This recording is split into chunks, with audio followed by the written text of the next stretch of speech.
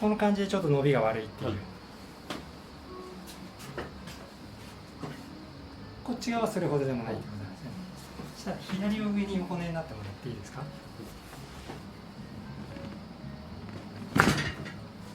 上向きでもう一回いいですか。